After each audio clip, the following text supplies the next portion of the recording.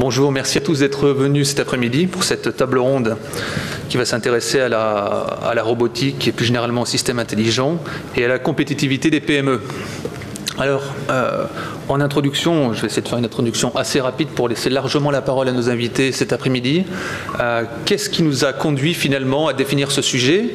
Alors pour certains d'entre vous, vous vous souviendrez que nous avons fait une intervention l'année dernière, en mars 2012, en présentant une étude filière, du potentiel filière en Rhône-Alpes de cette industrie de la robotique. En rappel, brièvement, sur ce potentiel, nous avions identifié les chiffres rapides, un peu plus de 20 entreprises qui construisaient des robots, qui concevaient des robots, on les connaît, tels que Awabot, d'une part, ou Pop Technology, mais également des gens comme Adept ou Stobly. Donc c'est très large sur les marchés qu'adressent ces sociétés de robotique. Nous avons également identifié un peu plus de 50 entreprises qui sont des fournisseurs de sous-ensembles pour ces roboticiens. Et c'est un peu plus de 70 entreprises, c'est ce que nous appelons nous les pionniers de cette robotique plus intelligente. Et si on étudie un petit peu le profil de ces 70 entreprises, on s'aperçoit que cela correspond à peu près, en recherchant les autres entreprises qui ont le potentiel de s'intéresser à la robotique mais qui ne le font peut-être pas forcément encore, nous avons à peu près 1500 entreprises, un peu plus, c'est-à-dire un peu plus de la moitié des entreprises innovantes en Alpine qui pourraient s'intéresser potentiellement à cette robotique et cette robotique plus intelligente.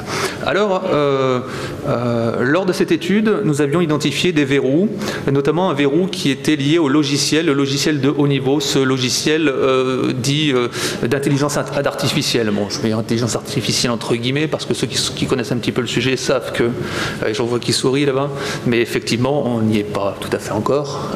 Mais bon, certains y travaillent, on en parlera tout à l'heure avec nos invités. Il y avait ce verrou technologique et on s'est demandé pourquoi il y avait ce verrou.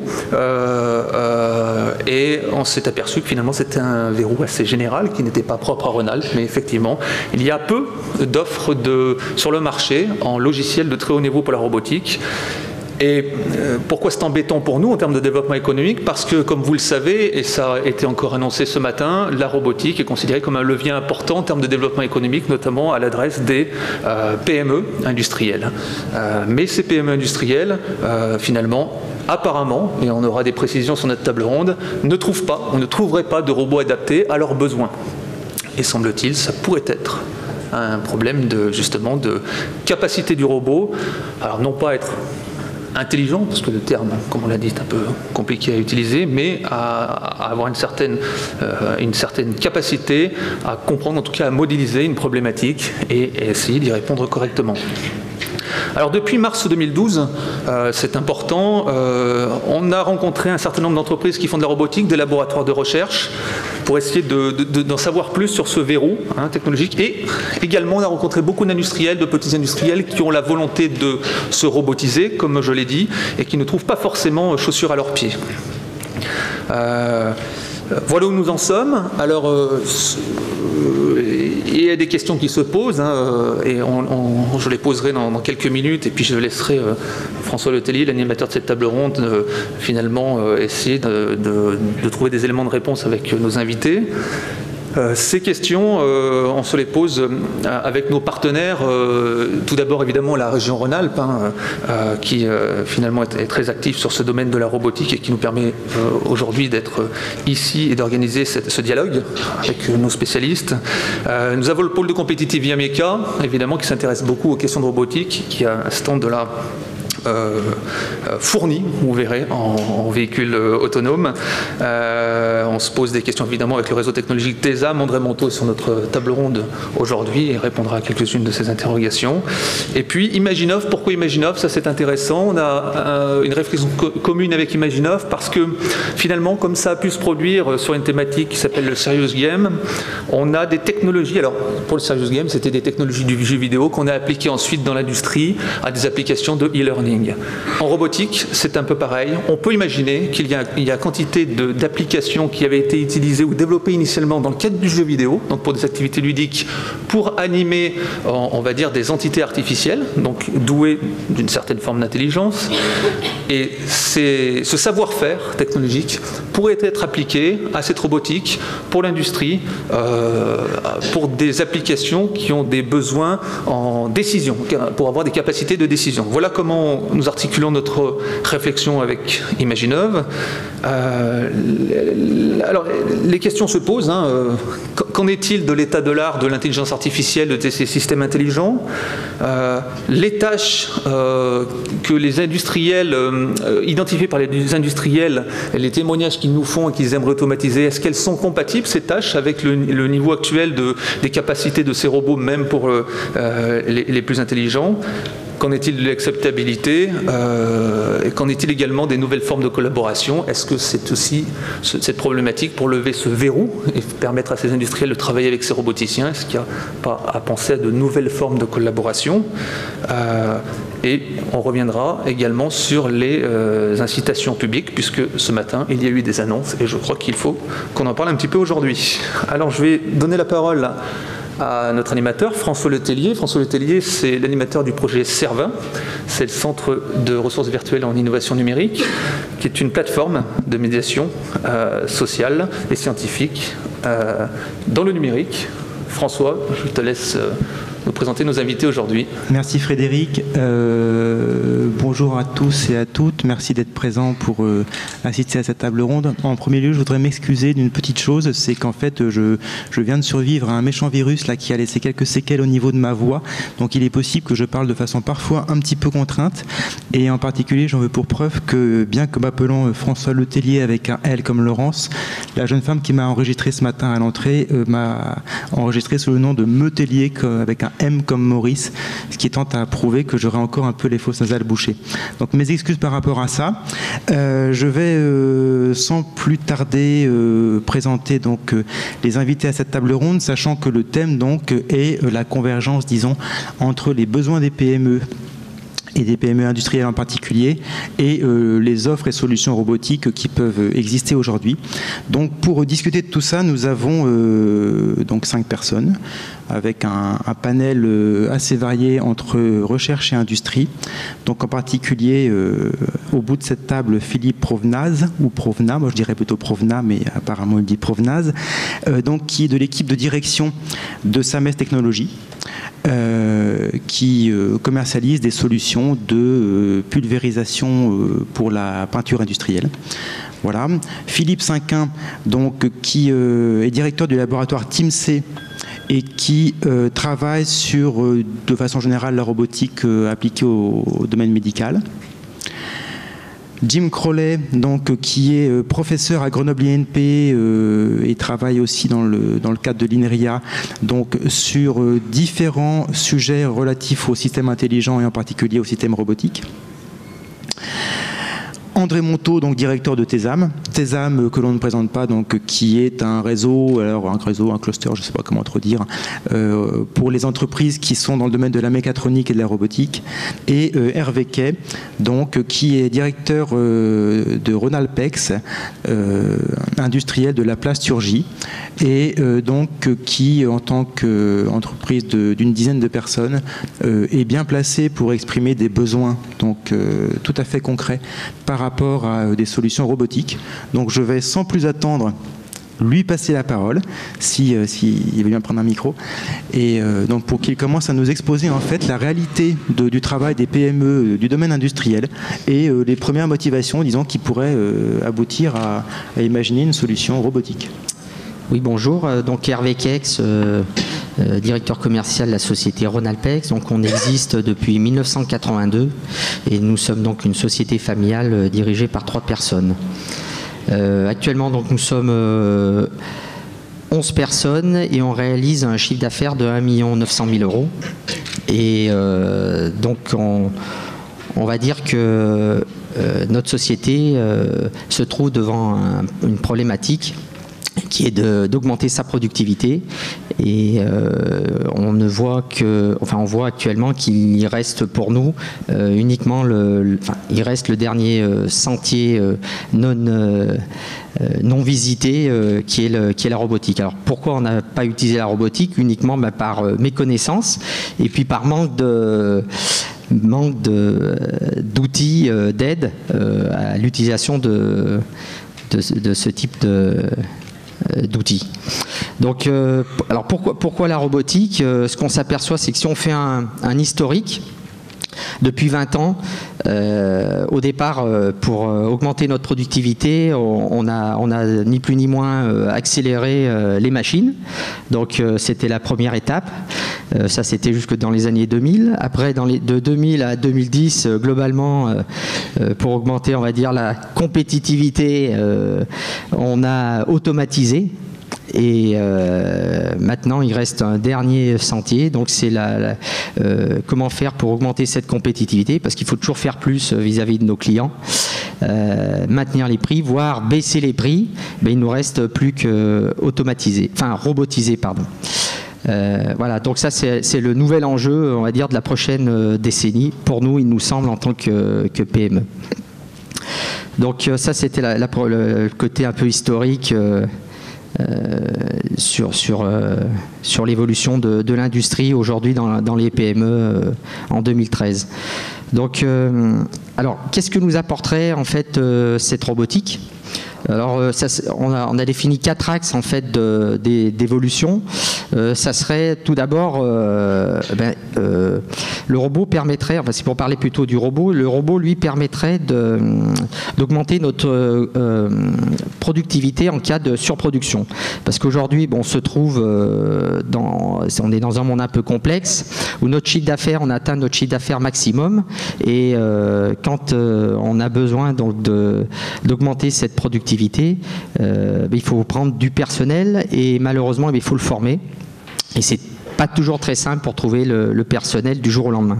Donc le robot serait une manière pour aider nos salariés à augmenter leur productivité pendant une période donnée et un temps donné. Donc ça, c'est le premier axe un peu de travail, c'est-à-dire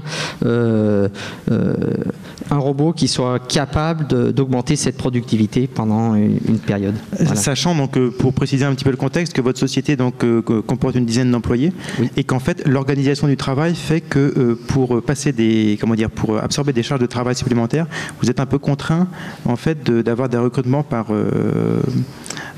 phénomène de seuil, quoi. C'est-à-dire qu'en fait, vous n'avez pas possibilité juste d'ajuster avec un seul poste comme ça. Oui, en fait, ce qui se passe, c'est que nous, on a à peu près 7 machines, et les opérateurs, quand vous augmentez votre chiffre d'affaires, l'opérateur, on va dire en basse saison, si on peut parler de basse saison, on va travailler sur 5 machines, et puis quand vous êtes en haute saison, vous travaillez sur 7 machines.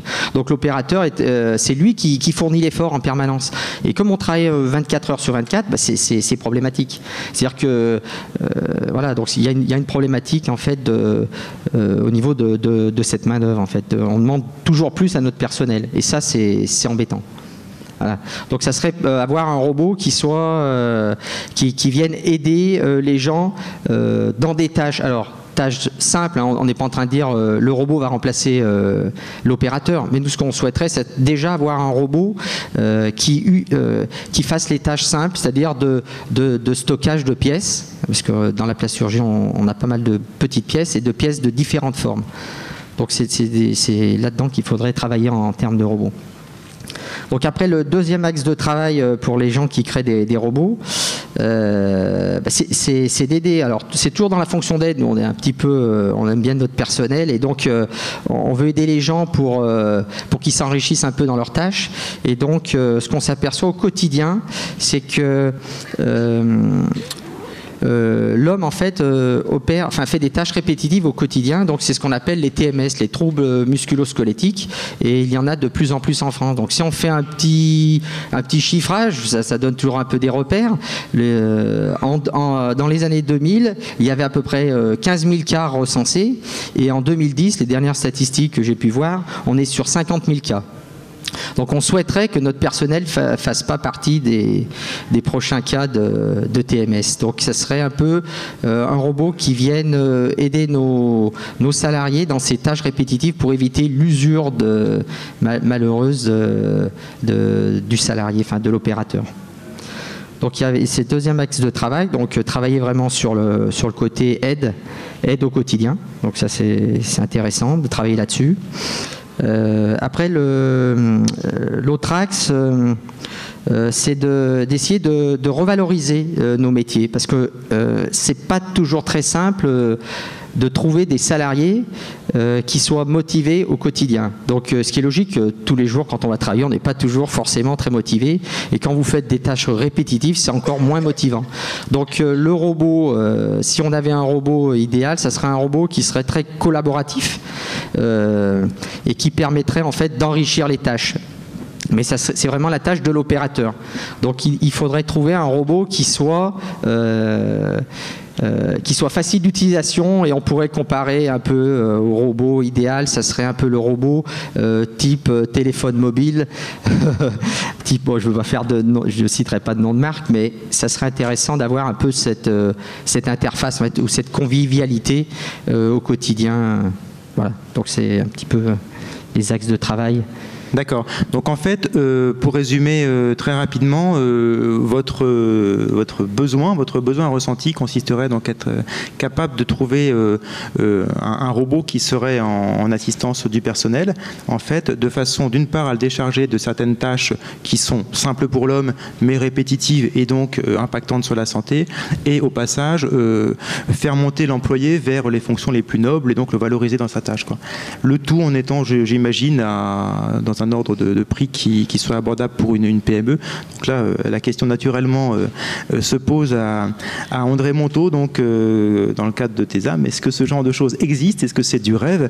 Est-ce qu'aujourd'hui, ici et maintenant, en 2013, en France, en Rhône-Alpes, on peut acheter un robot comme ça? C'est une rude question, hein. On demande tout au robot.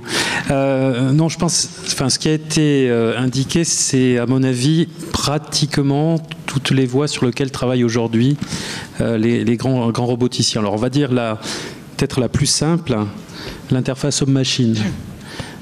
Ça c'est enfin plus simple entre guillemets, hein, mais dans la logique, alors sans citer le nom de la marque qui a une forme de fruit croqué à moitié,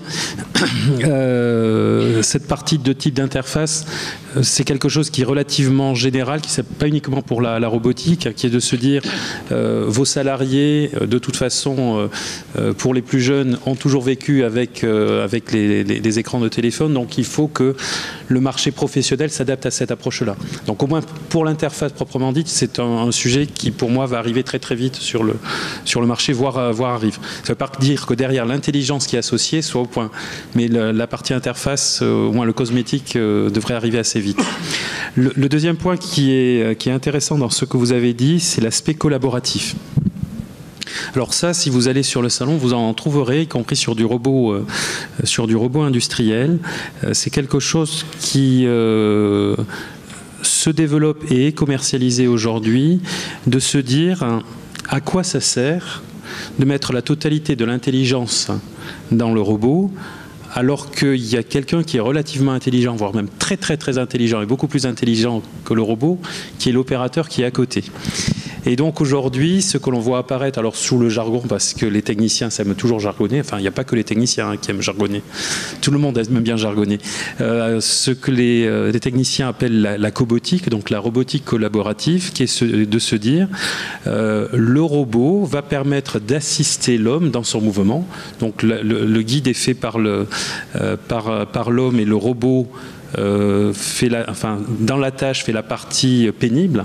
Typiquement, l'homme peut très bien déplacer le bras du robot facilement avec des moteurs qui vont être associés, et le robot va apporter la puissance pour que ce ne soit pas l'homme qui ait à gérer avec ses muscles cette partie-là, et donc réduire ce que vous abordez sous le terme de troubles musculo-squelettiques. Donc ça commence à sortir. Et c'est commercialisé. La troisième partie, moi, qui me semble aussi importante dans ce que vous avez dit, c'est l'approche de se dire, en gros, il faudrait que mon robot il fasse un petit peu tout. Voilà. En gros, aujourd'hui, il fait ça, demain, il fait autre chose. En gros, je peux le déplacer, etc. Alors là, pour moi, ça amène deux questions. Il y a une première question qui n'est pas une question de robotique. Et ça, même tant pis si je fais bondir Vincent Schramm avec le CIMOB derrière. Mais quand je dis je fais bondir, c'est parce qu'en fait, on ne vend pas au départ du robot. Le robot vient derrière. C'est de se dire comment je repense mon atelier pour que le robot puisse s'y trouver bien. Je retourne le problème. C'est-à-dire qu'en gros, si on veut que l'on ait des robots qui s'adaptent à toutes les situations, il faut en même temps que l'atelier soit adapté au robot. Et c'est excessivement important. C'est-à-dire on ne peut pas dire on va remplacer l'homme ou l'opérateur par un robot et ça marchera. Ça ne marche jamais. Ça ne marche jamais. Ou si ça marche toujours de travers et on court vers des catastrophes. Donc pour moi, il y a quelque chose d'excessivement important dans cet apprentissage de l'atelier par le robot ou du robot par l'atelier, c'est de repenser la somme des deux. Et je pense qu'une des grosses différences, on a des discussions là-dessus assez fréquentes, une des grosses différences entre l'Allemagne et la France dans le fait que l'Allemagne a énormément robotisé, c'est d'avoir repensé très très tôt les flux de production dans les ateliers. Donc pour moi, c'est un point qui est important, c'est de penser globalement et ne pas se focaliser sur le robot. Et le dernier point qui est lié à ce que vous disiez, alors là par contre on est plus en je dis pas en recherche, mais on en est, on va dire, au début des développements, ce que je pourrais appeler le contrôleur intelligent. En gros, le cerveau du robot industriel qui peut se reprogrammer facilement. Quoi que l'on en dise, il faut être très très très geek si on veut programmer un robot industriel aujourd'hui. Lui demander de programmer des mouvements, ça prend du temps. La chose qui est importante demain, c'est que l'on programme un robot industriel aussi facilement que l'on rentre une appli dans un smartphone, voilà, pour ne pas donner de marque. Et ça, c'est un point qui me semble aujourd'hui un des endroits dans le domaine de la robotique où il y a le plus d'efforts à fournir. D'accord, donc j'ai entendu deux ou trois choses que je voudrais relever parce que je pense que Jim n'a pas manqué de les noter. La première, effectivement, c'est le côté interface machine, c'est la partie facile. Ça, c'est fait. D'accord, c'était plutôt une boutade. La seconde, effectivement, c'est malgré tout le côté adapter l'atelier au robot. Alors, moi, naïvement, ma compréhension du terme de robot, c'est un petit peu qu'à la différence d'une machine, il est beaucoup plus adaptable justement que la machine. Donc peut-être que Jim pourra me faire quelques points de définition là-dessus. Donc je vais lui passer la parole avec donc en particulier, de façon sous-jacente, quelques questions sur qu'est-ce que c'est qu'un robot, qu'est-ce que c'est que l'intelligence d'un robot. Est-ce qu'il faut penser à l'intelligence du système plutôt qu'intelligence de la machine isolée, disons, de l'appareil isolé, et comment continuer cette réflexion? Bon, très bien, merci. Donc, d'abord, qui je suis James Crowley, professeur à Grenoble INP. J'ai obtenu mon doctorat à Carnegie Mellon University, Pittsburgh, avec une thèse en vision artificielle en 1980. Et j'ai participé dans la création de l'Institut robotique à Carnegie Mellon entre 80 et 85, avec des travaux sur des robots de service et des robots domestiques. J'ai venu en France en 85 pour une année sabbatique pour travailler avec Jean-Claude Letombe et finalement je suis toujours. Donc depuis 97 je suis à l'INRIA Grenoble où je dirige une équipe de recherche d'une trentaine de chercheurs et ingénieurs sur un programme de recherche sur les environnements intelligents. Il s'agit des espaces capables de percevoir, de communiquer, d'agir et d'interagir avec leurs habitants. Donc, nous créons la technologie pour ces nouvelles formes de services. Et en outre, on a un grand programme de recherche sur les interactions en milieu social, c'est-à-dire des robots capables de comprendre le rôle social et interagir en percevant et en affectant les émotions. Un aspect important de nos recherches, c'est de voir le bâtiment et le robot comme un système entier. Donc, ça rejoint tout à fait ce que vous venez de dire. Pour nous, c'est l'environnement qui est intelligent et le robot, c'est un périphérique. C'est qu'une extension de l'environnement. Donc, alors, c'est quoi l'intelligence?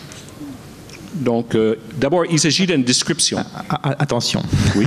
Il s'agit d'une description faite par les hommes à l'interaction entre un système et son environnement. Donc, c'est personnel à chacun qui dit ça, c'est intelligent. Mais cela dit, pour les spécialistes, un système est dit intelligent s'il est capable de trois choses, s'il a trois caractéristiques. S'il est incarné, donc il a une existence physique et il est capable d'agir sur le monde physique. S'il est autonome, il est capable d'agir d'une manière toute seule à maintenir sa propre intégrité, son propre existence. Et s'il est situé, c'est-à-dire il est capable d'interagir d'une manière appropriée à son environnement afin d'effectuer des tâches et de protéger son existence. Donc ces trois propriétés, incarné, autonome et situé, constituent pour les spécialistes l'intelligence. Alors, nous faisons des recherches sur des systèmes incarnés, autonomes et situés. Pour le robot, et parfois que la manifestation physique. C'est que la partie qu'on voit. Et c'est tout le système qui est intelligent. Quelques exemples. Un système de gestion logistique. Un système capable de gérer toutes les fournitures d'une maison ou d'une usine. D'informer sur ce qui manque, de commander le stock qu'il faut, de livrer ce stock et de le placer là qu'il faut. Un robot de femme de ménage. Un robot qui fait des rangements chez vous, qui ramasse des chaussettes, qui nettoie les sols, qui fait tout ce qu'il faut que la maison soit propre. Ou un robot sur lequel on travaille actuellement, un robot d'assistance aux personnes âgées, qui veille sur leurs actions, qui sert de combler des trous de mémoire, qui sert d'avoir une mémoire visuelle de leurs gestes, notamment concernant les médicaments, les tâches de ménage, la nourriture, et d'assurer la sécurité en cas de chute ou de maladie. Donc ça, c'est trois exemples d'un robot intelligent. Aucun n'existe vraiment aujourd'hui, mais on y travaille. C'est des projets de recherche. Est-ce que cette technologie pouvait être appliquée à l'usine? Évidemment. Au fond, c'est la même technologie que Capaciton. C'est les mêmes technologies de base. Nous, on travaille sur la maison, sur l'habitat, parce que ça nous intéresse, mais mes étudiants peuvent aussi travailler sur l'usine. Mais qu'est-ce que la vraie priorité? Nous sommes dans une phase de rupture technologique majeure. Nous assistons à la convergence de plusieurs nouvelles technologies qui, ensemble, changent toutes les donnes. Les gagnants sont ceux qui peuvent s'imposer économiquement et culturellement avec les nouveaux produits. Ce n'est pas uniquement de faire des produits existants moins chers et moins fiables. Dans une telle compétition, notre priorité est de libérer les forces créatives pour innover. Les forces créatives de nos étudiants, de nos chômeurs, de nos entrepreneurs, de nos PME. Il faut enlever les barrières de l'innovation, notamment chez les PME. Il faut les doter de moyens d'expérimenter et de créer de nouvelles technologies. Comme j'ai dit, ça ne sert à rien de fabriquer des Minitel moins chers quand tout le monde utilise Internet. Donc, je terminerai avec un petit mot sur un projet personnel qui va justement dans ce sens. Nous sommes en train de créer quelque chose qui s'appelle l'Innovation Factory. Alors, le concept est simple. C'est une collection d'ateliers de prototypage rapide avec des imprimantes 3D que vous voyez ici, avec des fraiseuses, avec un atelier électronique. Et en grande partie, c'est un atelier robotique. Autour de ça, nous avons plusieurs laboratoires dits Living Labs, dans lesquels on expérimente les usages. L'usage pour les personnes âgées, Philippe va en suivre, l'usage dans les familles, l'usage dans l'éducation. Et puis, tout ça aidé par un service d'innovation, de transfert et d'incubation. Donc, nous travaillons avec un nouveau pépinière d'entreprise qui donne la possibilité à nos étudiantes, nos entrepreneurs et nos chômeurs locaux qui ont les idées de faire des prototypes, de les mettre en vente et de créer de nouvelles sortes de produits et de services. Voilà. Donc, j'espère que j'ai répondu aux questions. Oui, je pense. Merci, Jim. Vous constaterez que le hasard fait bien les choses parce qu'en fait, autour de notre table ronde, nous avons en séquence différentes personnes qui apportent au fur et à mesure des briques de réponses. Et en particulier, donc, par rapport à tous les concepts qui ont été présentés à l'instant, je pense que Philippe va pouvoir nous faire un petit retour d'expérience donc, dans un domaine qui n'est pas, peut-être, je dirais, directement industriel, mais qui est le domaine de la santé, où, en fait, il pourra nous parler parler de cas de coopération ou collaboration, je ne sais pas quel est le bon terme, entre humains et robots, dans le but donc de soigner les gens. Et au passage, parler très rapidement peut-être des questions que ça soulève dans le domaine justement du travail conjoint d'une personne humaine et puis d'une créature artificielle, donc, et toutes les questions qui s'en suivent en termes de sécurité, etc. etc. Oui, bien, bonjour. Donc, je suis Philippe Cinquin, je suis professeur à l'Université de Grenoble-Alpes, dans sa dimension Université Joseph Fourier pour l'instant, puisqu'on est dans ce processus de construction de l'Université de Grenoble-Alpes. Et donc, j'ai la responsabilité d'un laboratoire qui est une unité mixte du CNRS et de l'Université Joseph Fourier, Team CIMAG.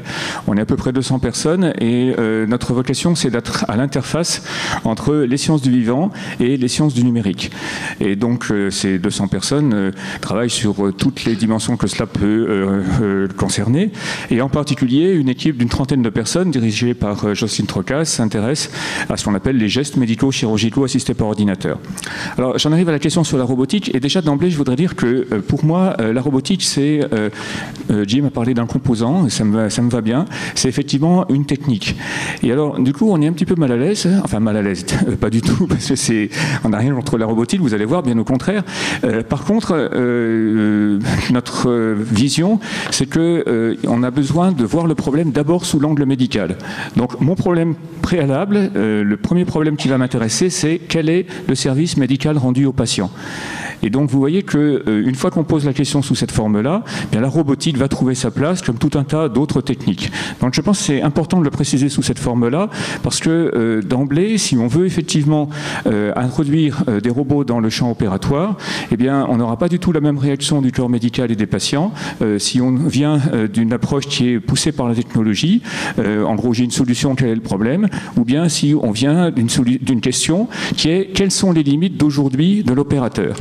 Et alors là, c'est très intéressant parce que les meilleurs opérateurs, des chirurgiens, des radiothérapeutes, des radiologues, donc tous les gens, si vous voulez, qui interagissent avec vous quand vous êtes malade avec des moyens physiques, quels qu'ils soient, bien ces gens-là, ils connaissent très bien leurs limites et ils ont envie de les dépasser. Donc tout l'enjeu pour nous, c'est vraiment d'être capable de dépasser les limites des meilleurs opérateurs. Et donc, pour répondre à cette question-là, eh bien, on va voir arriver les technologies du numérique. Et donc, moi, j'ai une définition du robot qui est peut-être un petit peu plus large, dans le sens où, bien entendu, on va avoir des systèmes qui vont avoir une forme d'autonomie. Donc, un robot, vous appuyez sur un bouton, il va faire une certaine tâche. Mais on inclut aussi là-dedans des systèmes qui vont être beaucoup plus passifs, donc des systèmes de robotique passive, qui sont donc des systèmes dans lesquels on va avoir une fonction de navigation. C'est le GPS du chirurgien, c'est-à-dire que la perceuse du chirurgien, celle qu'il va introduire pour faire un trou dans une vertèbre, par exemple, eh bien, elle va pouvoir être suivie avec des systèmes adéquats. Et donc, on va quand même parler de robotique parce que l'enjeu est exactement le même que lorsque vous voulez que le robot fasse le geste d'une manière automatique. En effet, on va avoir besoin de savoir où est la cible avec des images préopératoires, par exemple, et plus généralement avec des informations préopératoires, des informations péropératoires. Il va falloir traiter ça en temps réel avec toute une série de modèles. Et enfin, il va falloir un système qui va pouvoir agir. Et donc, vous avez parlé de co-manipulation. On peut effectivement tout à fait être dans cette situation parce que précisément, dans les situations où le geste difficile, c'est de réaliser le positionnement d'un système et celui-là, le médecin a du mal à le faire avec une précision de 1 degré, par exemple. Le robot, lui, sait faire ça. Par contre, le reste du geste, lui, peut être fait par le chirurgien. Voilà, donc notre problème après, ça va être de concevoir des systèmes qui vont donc permettre l'interaction entre finalement deux types d'hommes ici, deux types d'humains, pardon, c'est le chirurgien et puis le patient. Donc on va devoir tenir compte du fait qu'il y a 2 hommes au moins dans le système, plus une machine. Et l'interaction qu'on va proposer, eh bien, ça permettra donc de réaliser des gestes qui vont être des gestes interventionnels. On va avoir des ponctions pour pouvoir mettre une aiguille, pour pouvoir mettre une vis avec une grande précision, des gestes un peu plus complexes éventuellement, dans lesquels il va falloir par exemple scier un os. Et puis on va aussi avoir la question de pouvoir prolonger éventuellement le geste du chirurgien en introduisant des robots à l'intérieur du corps humain. Et là on a un exemple qui commence à se préparer, on espère bien pouvoir passer à l'homme en 2015. C'est un sphincter artificiel robotisé. Donc il méritera le nom de robot dans le sens où il aura la capacité de traiter des informations de la physiologie du patient patient pour décider de son comportement d'une manière autonome. Il est incarné. Et donc, je pense que la troisième, c'était quoi? Il est incarné, il est situé. Ben oui, il est situé, forcément, vous voyez bien où il va être. Bien. Donc, aujourd'hui, le paysage... ce sont donc des applications qui ont commencé pour les premières il y a déjà longtemps. Donc on a des problèmes qui se rapprochent d'une certaine manière de la robotique industrielle, mais s'en différencient. Quand on a démarré ça dans le milieu des années 80, effectivement, on est parti de robots industriels. Et ces robots industriels, on s'est aperçu qu'ils n'avaient pas exactement les mêmes questions que nous, parce qu'ils se retrouvaient, par exemple, avec une précision qui était définie dans leur monde à eux. Et avoir un robot qui travaille au micron près, par exemple, ça nous intéresserait bien sûr, mais c'est pas le but du jeu, parce que ce qui nous intéresse, c'est pas le micron dans le référentiel du robot, c'est, et on n'a pas besoin du micron, plutôt la fraction de millimètre, mais dans le référentiel du patient, de son cerveau ou de son sphincter, par exemple. Et donc ici, on a développé ce type de robot depuis les années 80 avec une série d'applications dans le domaine de la neurochirurgie stéréotaxique, dans le domaine de l'orthopédie, donc des petits robots qui sont très miniaturisés, qui sont capables d'être portés par le patient et qui vont permettre de couper d'une manière précise les os, et puis toute une série, un robot, alors un des succès industriels de la région Rhône-Alpine, c'est un outil comme EndoControl, donc il y a un robot porte-endoscope qui présente donc la capacité de porter l'optique qui est utilisée dans les interventions de chirurgie laparoscopique. Et là, tout l'enjeu, eh bien, c'est de savoir si avec ce type de robot, on peut avoir un service médical rendu égal ou supérieur, et on espère bien supérieur, à celui de la référence du marché, qui est une boîte américaine, qui fait des dispositifs permettant donc d'aider la chirurgie endoscopique, particulièrement pour la prostatectomie radicale, mais avec un coût et un poids à tous les sens du terme, qui est 10 ou 100 fois plus important. Donc sur tous ces enjeux-là, je pense qu'on reviendra. La difficulté particulière au fait qu'on doit avoir donc des hommes et une machine toute proche, eh bien, elle se traite avec des systèmes de sécurité en particulier qui vont devoir tenir compte évidemment de cette particularité. D'accord. Là, vous avez fait un exposé donc tout à fait intéressant dans un domaine qui est particulier, celui de la santé, où en fait, en termes d'une part de qualification de personnel et puis ensuite de champ d'application et de modèle économique, les choses divergent un peu des situations, disons, dans le domaine de l'industrie. Je voudrais passer la parole à Philippe pour qu'il nous parle de l'offre qu'il commercialise, qui est basée sur donc, des composants robots, disons, sachant qu'au niveau chaîne de valeur, vous êtes plutôt en aval des fabricants de robots, puisque vous proposez des solutions qui embarquent des outils robotiques, mais qui ne sont pas vendus comme tels, comme étant des robots, quoi. En fait, la proposition de valeur est différente. Et voilà, tout à fait. Donc, Philippe Provenaz, moi je m'occupe de la recherche-innovation chez Sames Technologies, qui est une société qui développe et commercialise des pulvérisateurs de peinture électrostatique. Donc ça, c'est notre cœur de métier produit, et on fait toute l'intégration de ces pulvérisateurs donc pour mettre en peinture les objets de nos clients industriels. Donc typiquement, on va peindre des carrosseries de voitures. C'est aujourd'hui notre activité principale. Donc en utilisant des robots industriels 6 axes, 7 axes du commerce, fabriqués par les grands constructeurs de robots industriels. Donc je fais bien la différence entre... Pour moi, un robot, c'est un robot 6 axes, non pas pour mes collègues. Mais donc je parlerai de robots industriels ou de robots autonomes pour faire un peu la différence. Sames intègre environ de 100 à 200 robots par an en fonction de son activité qui, comme j'ai dit un peu plus tôt, est très liée à l'industrie automobile. Puisque ces robots sont adaptés aux très grosses séries. Donc une automobile, sur une ligne de peinture automobile, il y a un véhicule par minute qui sort de la ligne. Donc ça vous donne une idée de la cadence. Et finalement, c'est bon pour nous, aujourd'hui c'est quelque chose que l'on sait faire, mais dès que l'on veut aller vers d'autres marchés industriels, où les séries sont plus petites, on se retrouve coincé. Je dirais qu'on n'a pas forcément les robots qui seraient adaptés à ces industriels. Pourquoi ? Parce que pour préparer une trajectoire d'un robot, eh bien, on va faire d'abord une étude 3D sur des modèles 3D. Donc il faut avoir le modèle de la pièce en 3D. Ensuite, on va faire un essai à blanc. Ensuite, on va faire un essai en laboratoire. Ensuite, un essai sur in situ. Donc ça veut dire un coût élevé, un coût global très élevé pour faire une mise en peinture. Donc si l'industriel change régulièrement ses pièces, cet outil n'est pas très adapté. Donc c'est pour ça qu'aujourd'hui il est limité vraiment aux industries de grosse série. Bon, bien sûr l'automobile, mais ça peut être aussi tout ce qui est ordinateur portable, laptop, un peu de moto, mais après il y a déjà moins d'applications. Donc un des intérêts d'avoir des robots autonomes, ce serait de simplifier l'apprentissage ou c'est-à-dire ne pas apprendre le travail du robot pour chaque pièce, c'est-à-dire plutôt lui apprendre son métier, en l'occurrence de peintre, mais ça peut être n'importe quoi, et pas le métier et pas l'apprendre la trajectoire nécessaire à peindre. Donc c'est une limite pour nos clients, mais c'est aussi une limite pour nous, pour notre développement, puisque c'est ça nous qui nous intéresse, c'est de proposer des systèmes d'une manière de plus en plus large. Également, si on veut s'attaquer à des pièces de plus grande dimension, même les modèles 3D n'existent pas, on va dire. Même un avion, une fois qu'il est au repos, il ne ressemble pas à son modèle 3D.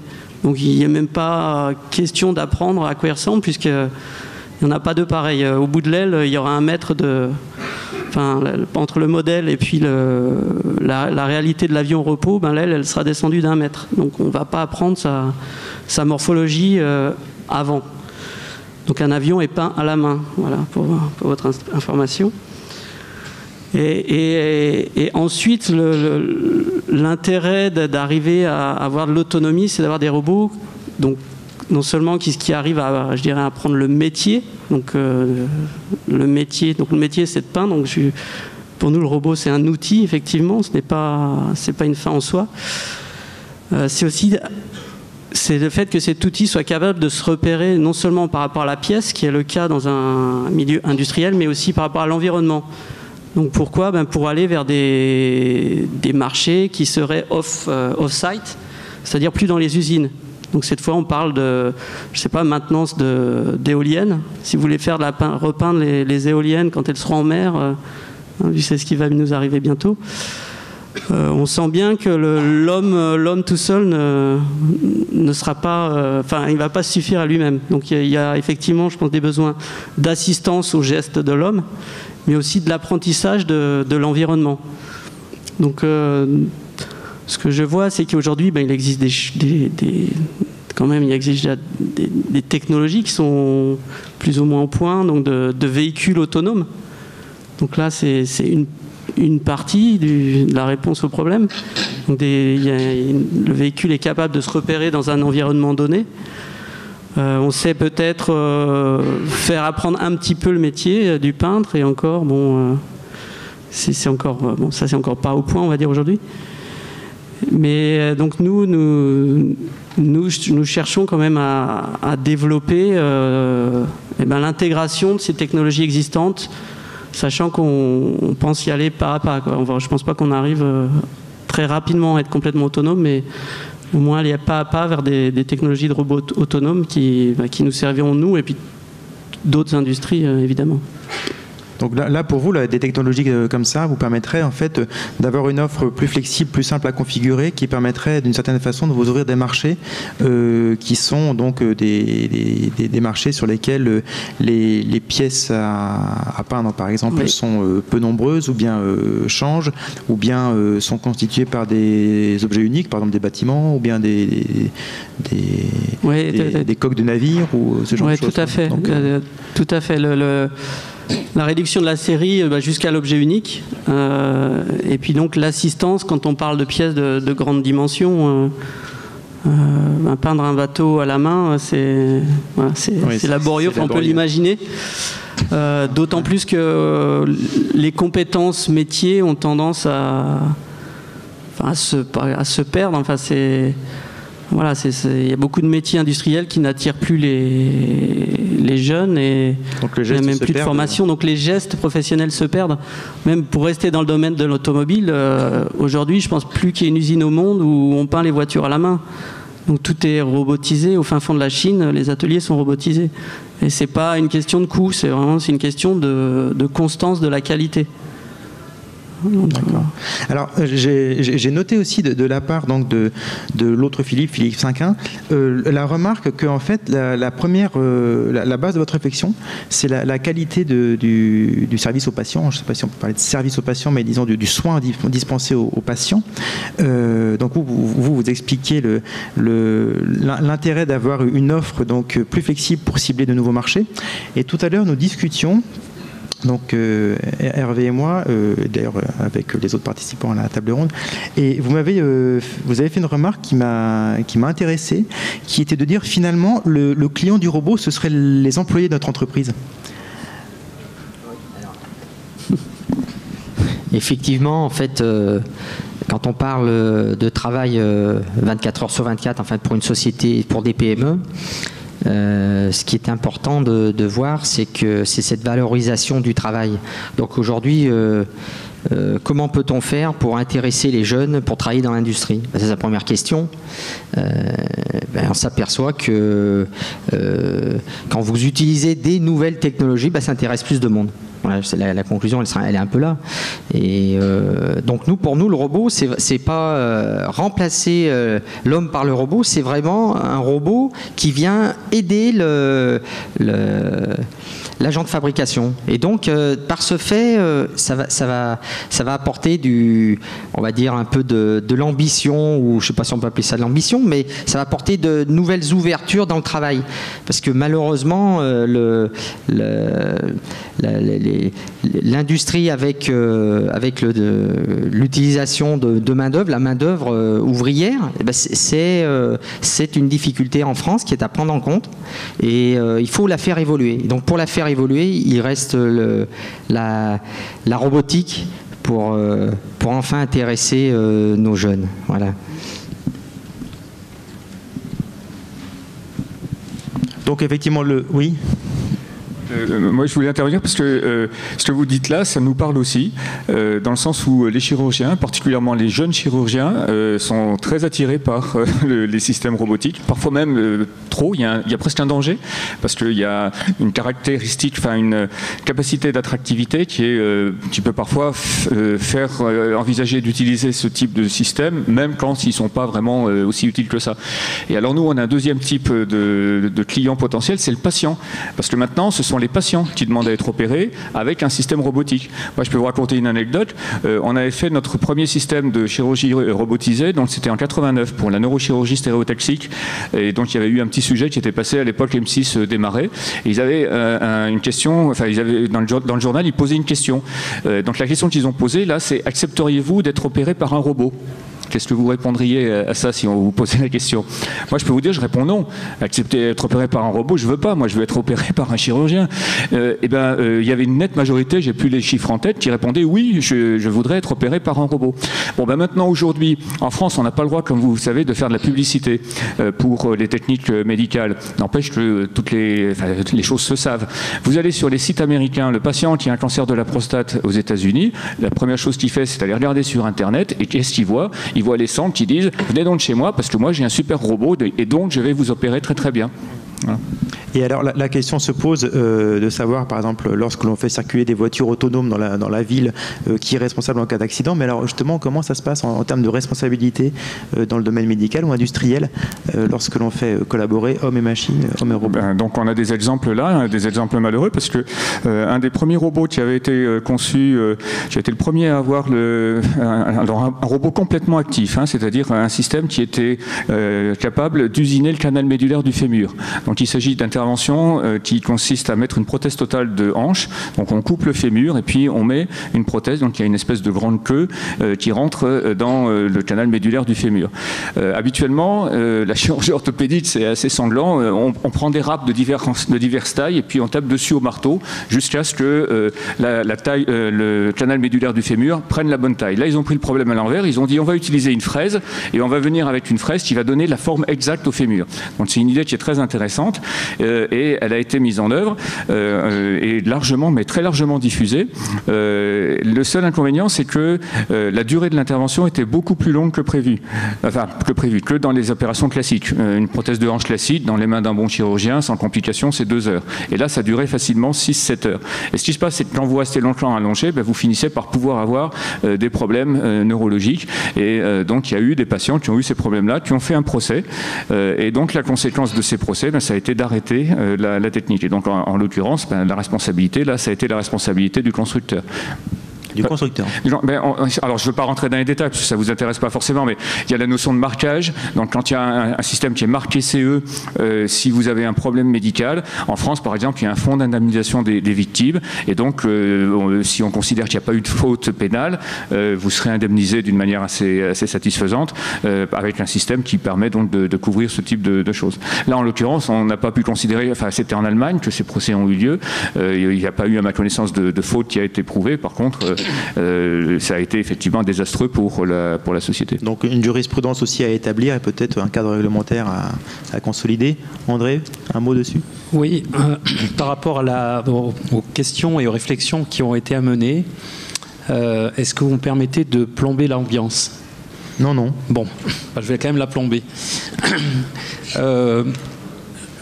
Je pense que si on essaye de répondre simplement à la question qui a été posée sur ce robot intelligent ou collaboratif ou d'apprentissage, il n'y a pas de solution technico-économique dans le monde industriel. Aujourd'hui. Et demain. Ah, alors ça, il va falloir effectivement le développer un petit peu. Je savais bien que j'allais plomber l'ambiance. Alors, je crois qu'il faut quand même se remettre les choses en tête, ce que représente aujourd'hui le robot industriel. Par an, c'est 160 000 unités qui sont vendues dans le monde. Ce que l'on demande, là, c'est de passer d'un robot industriel, on va le dire très clairement, qui est ultra bête, et en plus qui est aveugle, ce qui est la réalité, à un robot qui est relativement intelligent, alors, qui voit ou qui touche, que l'on va doter de sens. Vouloir faire ça sur des séries fustelles de 160 000 unités par an, ça va être rudement cher à amortir. Par contre, et c'est pour ça que je dis que je ne vais pas que plomber l'ambiance, le robot domestique aujourd'hui, c'est 2,5 millions d'unités vendues par an et probablement 15 millions à l'horizon 2015, 2018, 2020. Enfin, disons 2020, comme ça on sera tranquille. 20 millions d'unités à l'horizon 2020.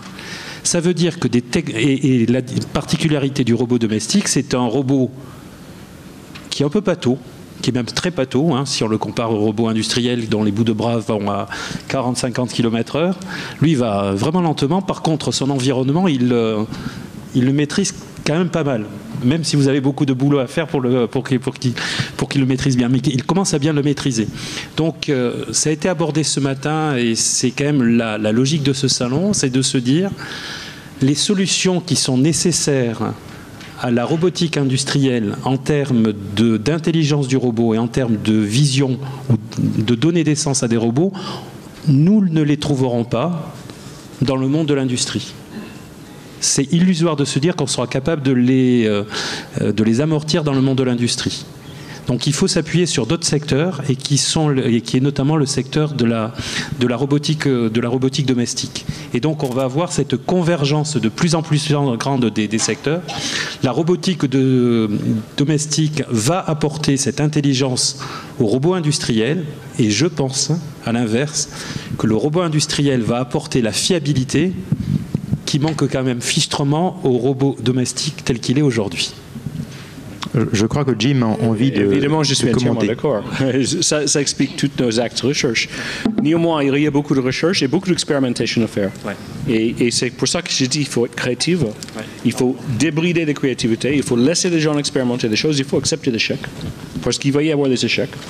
Et là, ce qui sort de cette expérimentation, c'est les technologies capacitantes, enabling technologies, qui peut, à terme, nous fournir des solutions qui peuvent s'appliquer aussi à l'usine.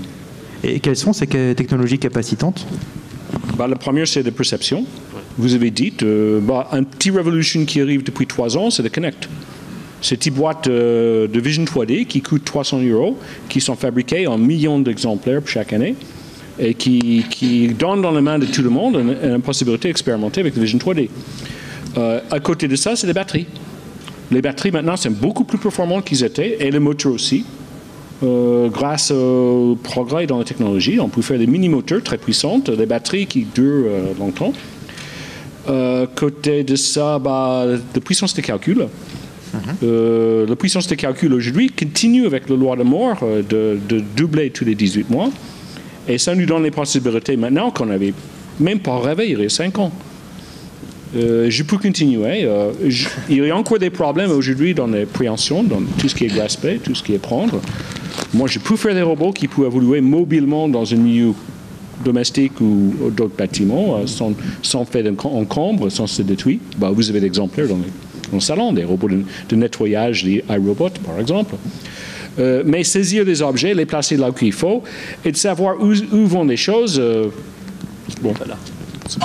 Je peux continuer, c'est mon métier de recherche. D'accord, donc en fait, là, cette convergence, c'est un petit peu l'idée de dire ce sont des robots de service à l'industrie, quelque part. Et donc, cette notion, Hervé, ça vous convient? C'est un petit peu l'idée qui consisterait à dire, voilà, ces robots assistent l'industrie et sont un petit peu les robots domestiques de l'usine?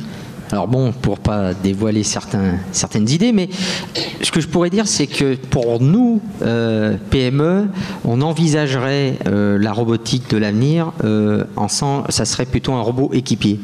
C'est-à-dire que pas le remplaçant, c'est l'aide. Alors ça rejoint en fait le côté domestique où finalement on va aider les personnes âgées. Donc nous, ce qu'on souhaite, c'est que les roboticiens développent l'équipier industriel du futur. Donc voilà, ça sera un peu là-dessus que l'idée de développement et de recherche pour l'avenir. Avec une capacité donc de lui donner des consignes de façon tout à fait immédiate, ergonomique, simple. Ouais, alors la simplicité, ça a toujours été un peu le souhait de tout le monde. Donc nous, notre souhait effectivement, c'est de trouver un robot qui sache effectuer des tâches simples au quotidien et le lendemain, le lundi vous produisez telle pièce, mardi vous allez faire un autre type de pièce et vous souhaitez que votre robot, s'en rappelle et sache refaire la tâche le lendemain, la nouvelle tâche. Et ça, c'est... D'où notre travail actuel dans la robotique sociale.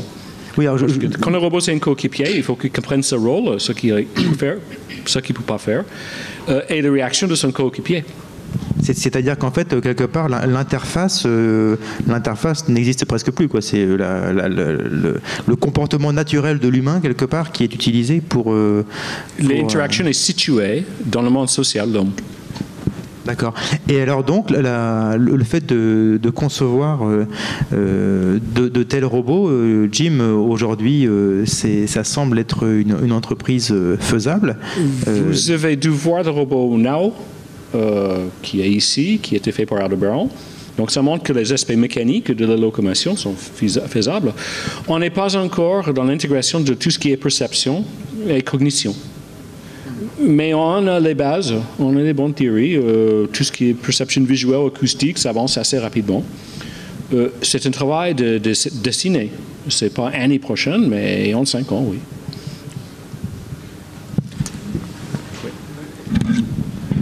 Je voulais intervenir sur votre remarque parce que je pense qu'il y a une dimension qu'il faut prendre en compte, c'est la miniaturisation et donc la multiplication possible des robots. Quand on a, enfin dans notre domaine en tout cas, quand on a démarré, tous les robots se ressemblaient. Ils avaient tous le même type d'architecture au départ, et donc on était sur l'idée qu'on allait avoir un robot qui allait servir à tout. Et progressivement, une des choses qui ont été apportées, par exemple dans le début des années 80, ça a été l'idée qu'il fallait au contraire concevoir des robots vraiment vraiment très spécifiques. Et donc, c'est pas exactement le même problème d'avoir un robot qui va permettre de poser une vis dans une vertèbre et d'avoir un robot qui va permettre de déplacer une sonde échographique ou qui va permettre de faire autre chose. Et donc, on arrive ainsi, et encore une fois, en posant le problème sous l'angle du service rendu aux patients, on se retrouve avec des architectures qui vont être extrêmement spécialisées et qui, du coup, n'auront peut-être pas la réponse à la demande que vous exprimez, qu'un jour, je fais une intervention sur le genou et après, c'est le même robot qui va me permettre de faire l'intervention sur la vertèbre. Nous, on est plutôt sur l'idée d'avoir une hyper spécialisation du robot. Enfin, ça s'applique évidemment dans le cadre médical. Mais je pense que même dans votre domaine, le fait que le robot, on le voit peut-être aujourd'hui comme un acteur physique à côté de l'opérateur, en réalité, je pense que de plus en plus, ça sera quelque chose qui sera porté par l'opérateur, qui aura même diverses instanciations sur l'opérateur qui seront capables de coopérer. Donc voilà, ma remarque, c'était simplement sur le fait que prendre le problème sous l'angle du service, ça amène à avoir des robots hyper spécialisés dans leurs architectures. Et c'est comme ça qu'on arrive à faire des choses, des gains énormes. Par exemple, la même fonctionnalité qui, mettons, fin des années 90, était faite par un robot assez important, le robot ESOP, vous l'avez peut-être vu dans la série Urgence, à un moment il passait. C'est un robot donc, qui porte un endoscope. Aujourd'hui, il est fait par un système qui pèse à peine 1 kg et qui est posé sur le patient. Mais parce que justement, on a posé le problème, au lieu de dire j'ai un robot qui est à côté du patient et qui aide, si on se pose la question quelle est la fonction à laquelle je veux répondre, ben, on arrive à une réponse qui est un dispositif directement posé sur le patient, beaucoup plus petit. Mais donc, du coup, spécialisé, il ne fera pas autre chose. Sachant que le contexte donc, de la santé est quand même marqué par quelques caractéristiques, la tendance, si je ne m'abuse, à avoir des équipements donc, qui sont malgré tout coûteux et donc qui sont regroupés sur des centres qui drainent un nombre de patients le plus important possible, avec des notions de mutualisation de moyens éventuellement entre centres et ce genre de choses. Et ensuite, une intervention des pouvoirs publics, de la puissance publique, disons, en matière de financement, qui fait que certains équipements peuvent être peut-être financés là où des PME, par exemple, puisque c'est malgré tout le sujet de notre table ronde, des PME sont dans un contexte différent, c'est-à-dire qu'elles ne sont pas en contexte d'avoir un volume important et qu'elles puissent augmenter à loisir de cas d'utilisation, et elles ne sont pas non plus en situation d'avoir des financements donc, en investissement lourd sur des fonds publics. Si je peux ajouter, l'Internet change du don. L'Internet ouvre un marché énorme pour tout ce qui est nouvelle conception et couplé avec les imprimantes 3D, comme on voit ici. Donc, un créateur qui crée une nouvelle forme de robot, il n'y aura pas un petit marché, il y aura le monde entier comme marché. Alors, le thème de l'imprimante 3D, je pense qu'on n'est plus vraiment dans la robotique. Je ne sais pas si on peut vraiment qualifier de robot. Je n'ai pas dit que c'est un robot, j'ai dit que c'est un outil pour fabriquer. Aujourd'hui, les imprimantes 3D qui sont abordables, disons, pour un individuel ou bien un petit entrepreneur, a priori, fabriquent des pièces qui, en termes de robustesse aux propriétés mécaniques, sont parfois un peu discutables. Les imprimantes 3D donc industrielles sont malgré tout des équipements lourds. Donc, se repose la question de l'investissement. Et en fait, existe-t-il aujourd'hui des solutions de mutualisation peut-être de robots un petit peu coûteux, mais pour les mettre à disposition de PME qui pourraient en avoir besoin? Est-ce que c'est quelque chose qui pourrait être pertinent? C'est quelque chose qui est hors sujet. Alors moi je n'ai pas la réponse. Moi, je voudrais juste préciser les choses. Quand on parle robot, parce que depuis le début de la réunion, on parle robot, mais je crois que on a tous, il n'y a aucune personne là déjà parmi les 4-5 personnes, on n'a aucune la même notion du robot. C'est-à-dire que dans notre imaginaire, le robot c'est pas le même, quoi. Donc nous, en tant qu'industriels, on n'est pas en train de parler d'humanoïde. Bon, c'était bien de le préciser parce que j'ai bien aimé votre intervention. Non, on pense pas à robot humanoïde pour l'instant, parce que là on rêve. Donc aujourd'hui, on serait plutôt sur des systèmes à bras avec des systèmes visuels. Bon, si déjà on arrivait à voir ça, ça serait déjà pas mal. Mais c'est vrai que la connotation robot, ça prend vite de l'ampleur intellectuellement parlant. Donc bon, c'est juste pour préciser. Donc à chaque fois que vous donnez des mots, il y a une connotation complètement différente et c'est important de préciser un petit peu les choses. Sur la question de vous, pardon. Sur la question que vous posez de mutualisation, on a des réponses partielles. Alors, dans notre domaine, typiquement, on a mis en place un centre qui s'appelle CAMI, it's a Center for Computer Assisted Medical Interventions. Donc CAMI, c'est la traduction anglaise de GMCAO, finalement, gestes médicaux, chirurgicaux assistés par ordinateur, qui vise précisément cet objectif. C'est-à-dire qu'une start-up qui veut rentrer dans le domaine de la robotique médicale, aujourd'hui, elle a un niveau de barrière de qualité qu'elle doit franchir, qui implique des investissements considérables. Et c'est précisément ce qu'on propose ici de casser, et ça marche pas mal. Donc on a fondé une boîte qui a une forme de scope, parce que sa vocation, c'est précisément d'avoir accès aux technologies génériques qui sont produites par les laboratoires, d'arriver à donc disposer de cet ensemble de briques.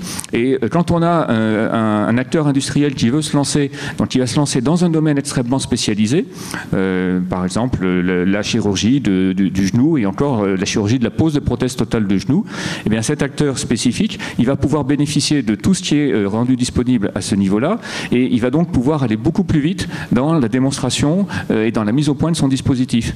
Et l'intérêt d'un centre, alors on rejoint l'idée de la plateforme dont parlait Jim, donc l'idée de pouvoir do it yourself, tester si ça fonctionne, c'est aussi de pouvoir mettre très rapidement en contact, dans notre cas, les 3 classes d'acteurs qui sont indispensables, qui sont donc les industriels, des scientifiques et des médecins. Et donc, chacun de ces acteurs peut avoir une idée, et l'intérêt d'un centre comme ECAMI, c'est de les mettre ensemble et de leur donner la possibilité de répondre rapidement à la question, est-ce que c'est une idée intéressante ou pas?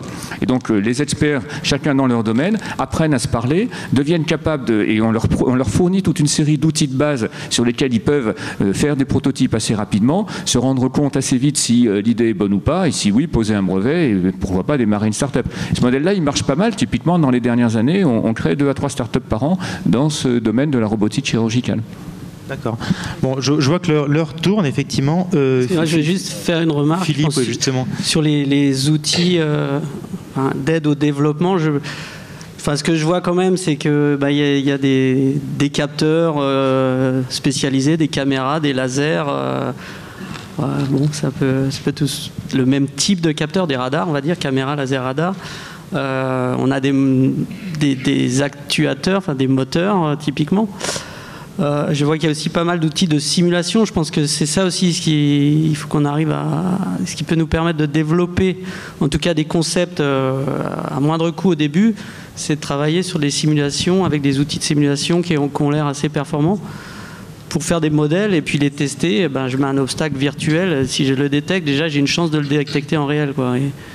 Et je crois beaucoup à ces outils de simulation et qu'on pourrait utiliser en tout cas dans des entreprises industrielles. D'accord. Bon, André, vous vouliez réagir dessus. Dans la foulée, je voudrais vous demander de nous commenter un petit peu les annonces qui ont été faites ce matin, puisqu'il y a peut-être quelques pistes donc, qui sont intéressantes pour continuer la réflexion et trouver des solutions pratiques. Alors, en réponse d'abord très rapide, dans la logique de se dire, est-ce que dans un atelier, on est capable de mutualiser entre plusieurs entreprises des robots? J'y crois pas trop. Mais par exemple, les louer je sais pas. Enfin, ça me semble délicat. Toujours pareil, pour la bonne raison que je disais. Enfin, il faut adapter l'atelier au robot et le robot à l'atelier.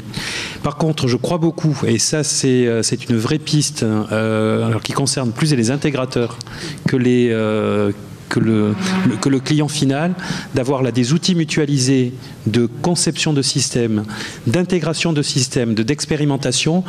Je pense que là, oui, il y a une vraie voie intéressante pour les intégrateurs, qui eux vont être capables, enfin c'est quand même l'acteur clé dans la robotique, il y a le fabricant du robot qui est important, mais celui qui a le rapport avec la vraie vie de l'atelier final, c'est quand même l'intégrateur. Et là, je pense que la clé économique se trouve bien chez lui, et donc là, oui, je pense qu'il y a des outils de développement qui peuvent être mutualisés. Donc ça me semble être une vraie voie de progrès. Alors, pour répondre à la question de ce matin, pour ceux qui n'étaient pas là, nous avons eu un moment exceptionnel. Mais vraiment exceptionnel. Et ce que je voudrais dire là, c'est que si j'en parle, c'est que j'étais dans la salle et je l'ai vécu en direct. Il y a un travail qui a été fabuleux, qui a été fait par 2 syndicats professionnels, que sont le CIMOP et CIROBO. Donc le CIMOP plutôt, on va dire, pour la robotique industrielle, le CIROBO plutôt pour la robotique de service et domestique. Je dis plutôt, parce qu'il y a tellement d'interactions entre les deux que Enfin, il y a un travail exceptionnel qui a été fait de se dire arrêtons de nous autoflageller. Arrêtons de nous autoflageller. Nous avons tous les outils en France, que ça soit au niveau industriel, que ça soit au niveau des composants, que ça soit au niveau de la recherche, que ça soit au niveau de la formation, pour faire une vraie puissance autour de la robotique. Alors il y a eu plein de mesures, j'en ai compté 15, 16, Vincent tu pourras peut-être en dire plus, j'en ai compté 15, 16. Moi il y en a 3 qui m'ont vraiment marqué, que je voulais juste vous donner, et puis peut-être Vincent Schramm du CIMOP qui dans la salle pourra en dire un petit peu plus. Si on part de l'amont vers l'aval. Sur l'amont, ce qui a été dit, donc c'est pour la partie recherche-développement, mise en place de fonds, alors au travers des financements de type ANR, je dis de type parce que ça va plus loin que ça, des appels à projets pour travailler sur les briques amont de la robotique. On en revient à ce qu'on disait tout à l'heure, un robot, une fois qu'il est caréné, on ne voit plus très bien ce qu'il y a dedans, mais il y a plein de technologies. Et donc les ruptures que l'on doit lever sont des ruptures de type technologique, qui sont dans plein de secteurs, mais qui sont aussi dans l'intégration de ces technologies. Donc premier point, investissement en recherche dans les composants et dans l'intégration de ces composants. Deuxième point, dans la formation. Alors là, j'ai sauté au plafond parce que ça fait tellement longtemps que j'en ai envie.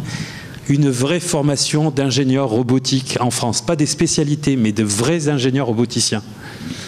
Donc ça, c'est un point qui me semblait intéressant. Et puis le troisième point, alors qui est plutôt pour l'auditoire, qui est un point concernant l'introduction des robots dans les PME.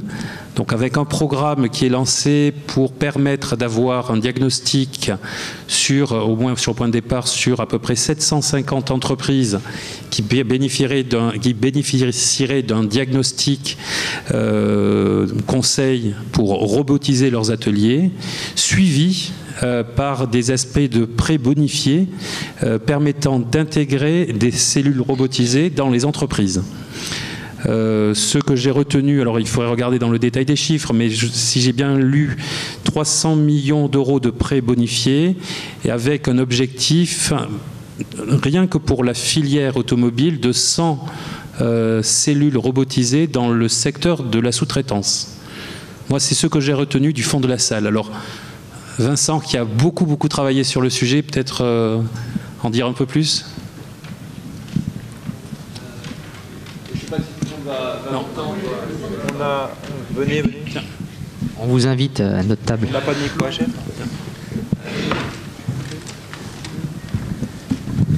Merci André de me donner la parole.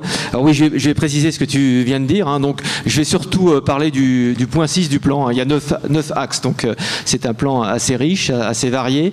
Mais le plan 6, par rapport au thème de la table ronde, je pense qu'il est en plein dedans. Donc c'est le point qui nous intéresse et c'est celui sur lequel nous avons fourni des contributions pour le plan robotique. Le point 6, c'est la robotique au service de la compétitivité des entreprises et des PME notamment. Donc on est en plein dedans. Et donc, dans cette partie-là, il y a effectivement un premier aspect qui est l'aspect diffusion de la robotique dans les entreprises en France, et notamment dans les PME, puisque c'est là qu'on a le retard le plus important, un retard conséquent. Il faut savoir que chaque année, on installe à peu près 3000 robots en France, mais on en installe près de 20 000 en Allemagne. Donc, et chaque année, l'Allemagne installe à peu près 60% de notre parc. C'est-à-dire que chaque année, en 2 ans, ils ont installé 120% du parc français de robots en Allemagne. Donc c'est pour vous montrer que l'écart est important et en plus il se creuse chaque année. Donc il y a effectivement un travail très important à faire de diffusion de la robotique dans les PME, sachant que notre parc robotique en plus qui est de 35 000 robots à peu près, l'essentiel de ces robots sont installés dans les grandes entreprises et notamment dans l'automobile à 60% et très peu dans les PME. Donc ce projet en fait qui s'appelle Robot Start PME, il a pour objectif effectivement de sensibiliser près d'1 millier d'entreprises et d'en faire rentrer dans le dispositif en termes d'accompagnement à peu près 250 entreprises qui bénéficieront en fait d'une expertise avec un financement à 50% de cette expertise, à la fois une partie diagnostic. Alors là, c'est vrai qu'on discute peut-être pas assez suffisamment ensemble, puisque en fait effectivement un robot on peut pas l'installer comme ça au milieu d'un atelier, il faut l'intégrer. Donc c'est très important de réfléchir sur l'organisation industrielle de l'entreprise et donc il y a toute cette phase effectivement de réflexion sur l'intégration opération, et l'expert va être là pour aider à ce diagnostic et en même temps à l'accompagnement pour définir le besoin de l'entreprise et l'accompagner dans son cahier des charges. Derrière, pour faire appel aux intégrateurs, justement, qui vont définir un projet et puis installer la cellule robotique qui, en fait, bénéficiera d'une aide à l'investissement de 10% du prix de la cellule. Donc ça, c'est même pas un prêt, c'est une aide de 10% qui est accordée à l'entreprise qui va robotiser. Ce projet n'est pas une fin en soi, parce que 250 robotisations, ou installations de robots, ça n'est pas ça qui va changer la donne au niveau français. Et derrière, toutes les entreprises qui auront bénéficié du dispositif vont passer par une étude bilan qui permettra d'objectiver les gains, les bénéfices en termes de gains, en termes de coûts, en termes de qualité, en termes de délai par rapport aux exigences des clients, etc., de conditions de travail, etc. Tout va rentrer dans le cadre, et ce qui permettra derrière, avec ce bilan, d'aller plus loin, de construire des argumentaires pour montrer aux entreprises les gains qu'elles peuvent obtenir quand elles robotisent pour tel type d'application et dans tel secteur d'application. Donc derrière, on veut effectivement aller plus loin pour faire de la dissémination. C'est un projet de dissémination. Et effectivement, il y a un volet complémentaire qui a été ajouté par le ministère, qui est destiné plus particulièrement à la filière automobile, avec 100 robots supplémentaires dans des PME de la sous-traitance automobile, donc avec 2 millions ajoutés en termes de financement public, puisque RoboStart PME, c'est 5 millions de fonds publics, plus 2 millions, ça fait 7 millions en tout d'aides publiques.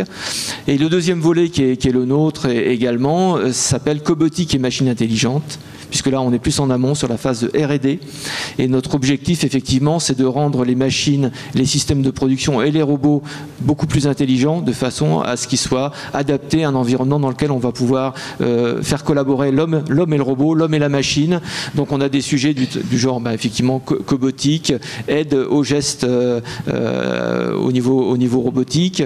Il y a des thèmes comme la commande auto-adaptative, qui permet à la machine ou au robot de s'adapter à son environnement. Et là, je dois dire que ça aussi, c'est l'intelligence de ce plan, c'est qu'on va tous travailler ensemble, et qu'on ne va pas faire de différence entre la robotique industrielle et la robotique de service. Il y a des briques technologiques qui sont utilisables dans les différents domaines, et on va faire en sorte d'avoir un enrichissement croisé qui va permettre, en vision industrielle par exemple, ou en vision tout court, en fait, d'utiliser les développements réalisés en vision, par exemple, que ce soit en vision pour la robotique de service ou pour la robotique industrielle, de façon à développer des applications spécifiques qui seront aussi pour la robotique de service et aussi pour la robotique industrielle. Donc l'idée, c'est vraiment de ne pas être cloisonné et de travailler ensemble au sein de ce comité robotique. Voilà. D'accord. Merci pour ce développement nécessaire. Je propose que ça nous serve de conclusion pour notre table ronde. Le temps filant, donc voilà, après l'ère de l'industrialisation, l'ère de la robotisation commence.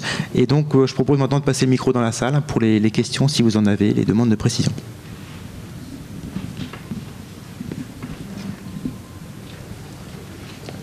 Je n'ai pas de micro.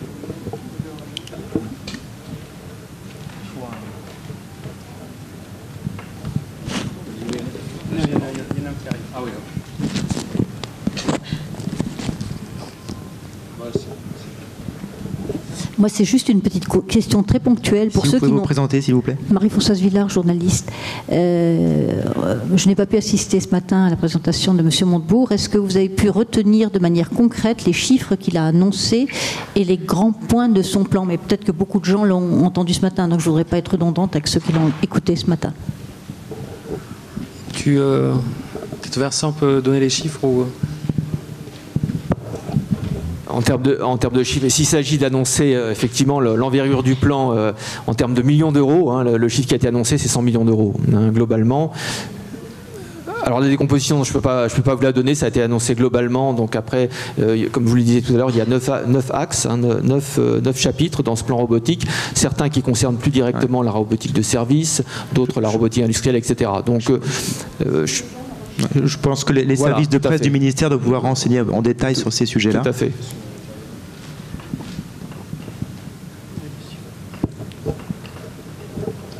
Oui, bonjour, Audrey Marc-Anthony. Moi, j'ai un petit peu travaillé sur les problèmes les questions d'acceptabilité de la robotique. Et j'ai une question à l'égard de M. Hervé, je sais pas comment on Hervé prononce. Kex. Voilà, ouais. pardon. Je voulais savoir si vous aviez interrogé vos salariés sur sur justement l'intégration d'un ou plusieurs robots dans leurs ateliers, comment ils perçoivent la chose.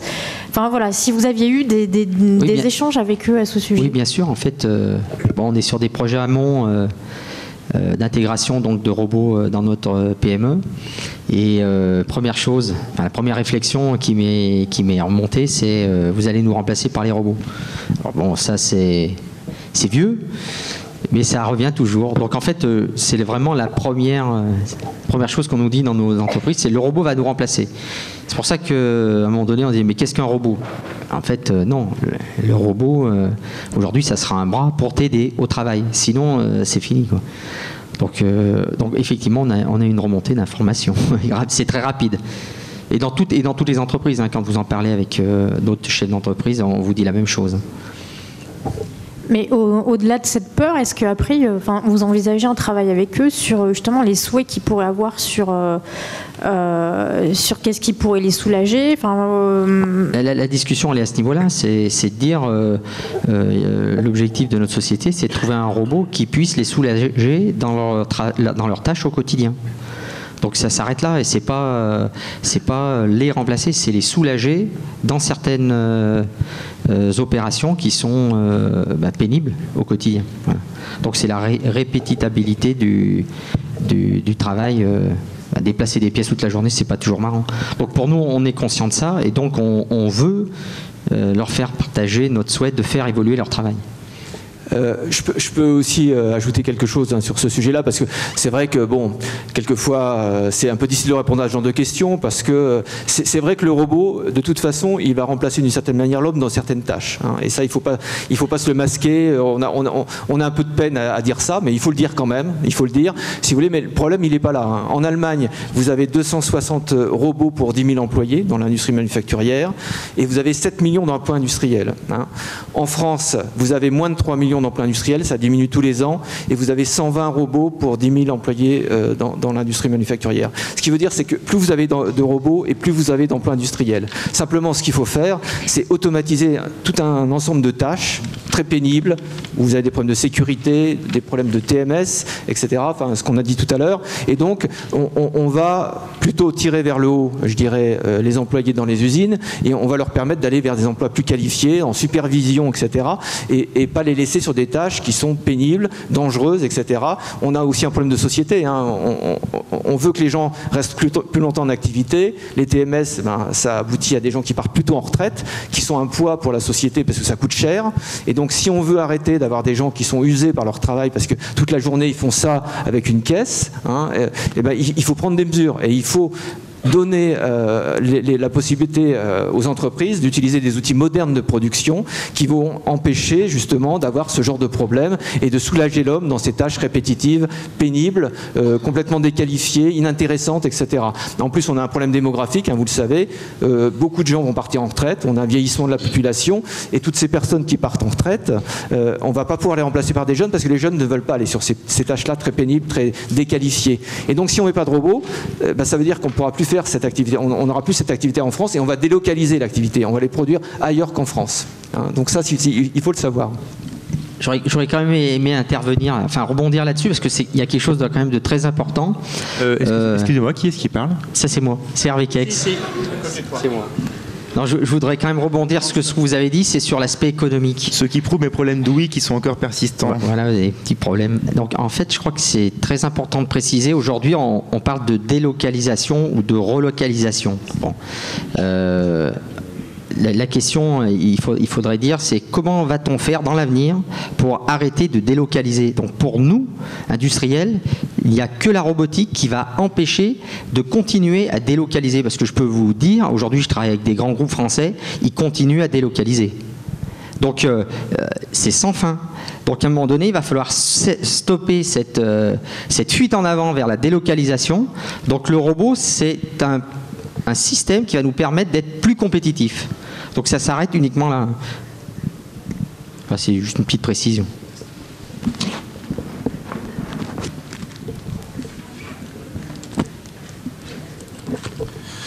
Bonjour, Sacha Stojanovic, Assystem, société d'ingénierie. J'aimerais rebondir sur la question de madame et sur les précisions de monsieur Schramm et de monsieur Kex. Alors, plus proche que l'Allemagne, parce que c'est vrai que donner l'exemple d'Allemagne, c'est pas mal, mais on a des sociétés à côté de chez nous qui se robocalisent, enfin, qui restent là en se robotisant. Comme on disait, il faut arrêter de se flageller. Je vais faire juste un petit état des lieux, puisque la robotique, c'est tout simplement notre métier. Alors, je vais citer des noms, je me permets de citer des noms. Pour rebondir sur ce que vous dites, la société d'Alitube à Saint-Claude, de mémoire, ils sont 70 salariés, 40 robots. Et quand vous discutez avec M. Gonzalez, qui est le directeur de la société, il vous dit que s'il n'avait pas les 40 robots, il aurait 0 salarié. Parce que pourquoi ? Parce qu'il fait des produits qui n'ont pas forcément une grosse valeur ajoutée, qui ne sont pas forcément complexes, ce qui n'est peut-être pas votre cas, hein, monsieur Kex. Et si les robots n'étaient pas présents, bah, sa société elle serait ailleurs dans les mains certainement d'un pays asiatique, quoi. D'accord ? Bon, c'est pas pour faire, disons, convaincre les gens par la peur, mais on va dire c'est la réalité des choses. Il ne faut pas se mentir, hein, comme vous dites, hein, il faut dire les choses honnêtement. Maintenant, pour dédramatiser un peu la chose par rapport à la complexité que l'on se fait de la robotique industrielle, tout ce que vous demandez, monsieur Kex, je vous l'assure, hein, et je ne suis pas un menteur, hein, ça se fait depuis des années, quoi. Et quand on parle de freins, je pense que les freins, ils sont surtout sur les préjugés. Et je vous en veux pas, hein, parce qu'on est tous comme ça, on est tous bâtis sur le système. C'est trop compliqué pour moi, c'est trop cher. Alors, finalement, j'ai né dans le guidon et il faut que je traite tout ce que je traite dans la journée. Puis j'ai pas le temps de prendre de la hauteur et puis me rendre compte qu'effectivement, en investissant dans une cellule robotique qui vaut 100 000 euros, hein, aujourd'hui un robot industriel dans une cellule robotique c'est environ 100 000 euros, en formant une personne qui est à un niveau Bac+2 pendant une semaine dans un centre de formation d'un quelque constructeur robotique que ce soit, il est capable de programmer le robot. Il n'y a pas besoin d'être un ingénieur, d'avoir fait un doctorat. Aujourd'hui, programmer un robot, c'est simple. Les interfaces homme-machine simplifiées, mais je ne vais pas citer de nom parce que là, je ferai de la pub pour certains constructeurs robotiques, mais ça fait une dizaine d'années qu'une société avec un logo qui ressemble à un drapeau suisse fait une interface tactile, couleur, qui ressemble à la pomme croque d'aujourd'hui. Honnêtement, quoi, tout ça, ça existe. Mais effectivement, je comprends, c'est compliqué parce qu'on se dit, c'est peut-être pas mon truc d'aujourd'hui, mais tous les jeunes qui arrivent sur le marché, tout ça, ils ont l'habitude. Ne pensez pas que eux, ça leur pose problème, quoi. Je veux dire, moi j'ai ma gamine de 13 ans, aujourd'hui, elle nous montre un peu ce qu'elle fait avec un ordinateur, quoi. La robotique, c'est pas compliqué. Maintenant, pousser le vice, de se dire, moi, ce que j'aimerais, et je vous rejoins, monsieur Quinquin, c'est ça ? Monsieur Quinquin. Je vous rejoins dans ce que vous dites. C'est qu'après, au bout d'un moment, si on pousse le vice en disant, je voudrais que mon robot fasse tout, que finalement, il soit intelligent, et puis si je ne pouvais pas m'en occuper, non, c'est pas un salarié, quoi. L'intelligence, elle est dans le salarié. Hein. D'accord ? C'est bien lui qui porte l'intelligence. Lui, il pourra venir effectivement l'aider. Le robot, vous ne ferez pas d'un coureur de 100 mètres un coureur de fond. Hein. La robotique, c'est exactement pareil. Il faut choisir son métier. Le robot, il va faire une certaine typologie de tâches. Et effectivement, autour de cette typologie de tâches, il pourra en faire un certain nombre. Mais par contre, vous n'allez pas pouvoir le déplacer parce que prendre un robot de GSAMS, faire un robot de peinture, et puis dire demain, je vais faire du soudage avec. Non, parce qu'il y a de la mécanique, il y a une cellule à mettre en place, etc. autour. Mais si vous dites, effectivement, ce que je voudrais, c'est soulager au moins mes salariés, parce qu'effectivement, c'est plutôt prendre, poser, déplacer. Oui, c'est concevable. On peut prendre un robot avec les outils d'aujourd'hui assez simplement. Si vous vous adressez à des entreprises, on va dire qui n'ont pas envie de se faire du bien en mettant des trucs technologiques trop sophistiqués, parce qu'il y a aussi ça, hein, les gens ils ont envie de se faire plaisir. Mais si vous demandez quelque chose de simple à utiliser, ils vous le feront. Ça, je vous le garantis. Tout ce que vous demandez aujourd'hui, ça existe. Et je finis par ça, juste pour vous donner un exemple, pour que ce soit bien concret. Je me rappelle, je crois que donc cette année, le salon Indus, il est cette année à Lyon, donc ça doit être 6 ans de cela. Toujours une société robotique a montré ce qu'était le robot collaboratif. Le robot collaboratif, ils avaient mis en démonstration, mais ça n'intéressait personne. Même pas les industriels. Alors j'étais choqué, hein, parce que je dis, mais c'est pas possible, ça c'est l'avenir. Ils ont mis un robot tout seul, et les gens pouvaient se déplacer autour du robot, et le robot interagissait en fonction de là où se trouvaient les gens. C'est-à-dire qu'on pouvait imaginer, si vous voulez, la pub, c'était imaginer l'atelier de demain, hein, ce que vous disiez. Hein. L'atelier de demain, où vous avez des robots un peu partout, près de machines-outils par exemple, et où les salariés se promèneraient et le robot ferait attention aux salariés. Ben ça existe depuis 6 ans, puisque les normes, parce qu'on est attaché à ça, et aux directives européennes et aux normes de sécurité machine, les normes nous l'autorisent à le faire depuis 6 ans. Et aujourd'hui, il ne semble pas qu'il y ait une seule entreprise en France qui ait mis ça en place, alors que c'est pas très complexe et c'est pas très cher. Voilà, mais ne pensez pas que c'est pas possible. Aujourd'hui, tout ça, on y est. L'intelligence robotique demain, oui, ça c'est demain, on va dire plutôt même très après-demain, mais tout ce que vous demandez, aujourd'hui, on le fait, quoi, c'est sûr. Merci, vous me rassurez. Il faut aller voir d'urgence. Oui, je vais aller vous rencontrer.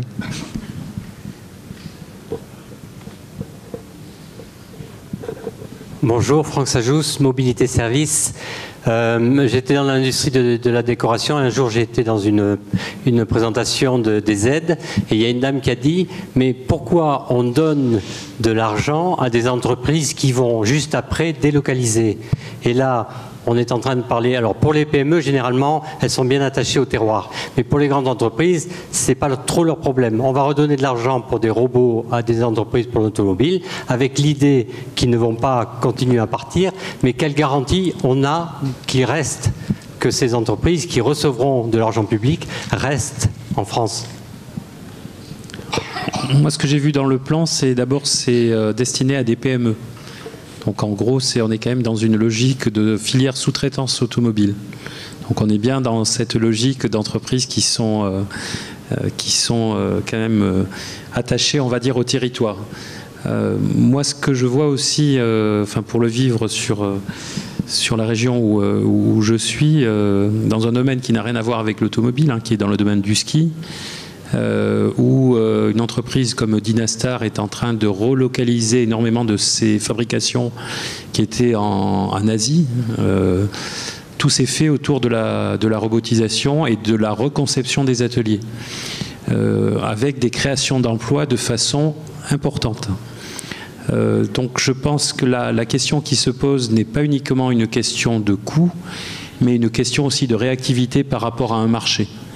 Monsieur l'a dit tout à l'heure, hein, les plans de charge aujourd'hui dans les entreprises, on aimerait que ça soit toujours à 150% en permanence. La réalité des choses amène à dire que de temps en temps c'est 180%, rarement. La crise amène à dire que... Voilà, mais on peut descendre très bas aussi. Donc en fait, c'est s'adapter. Et cette logique pour moi de se dire d'avoir des outils qui permettent de s'adapter à ces évolutions de plan de charge sont un des meilleurs moyens de garder l'emploi et de le développer localement. Enfin moi, les exemples que je connais aujourd'hui d'entreprises qui se sont massivement robotisées a été des créations importantes d'emplois et pas de destruction d'emplois. Des emplois différents, mais des créations d'emplois. Une dernière question ?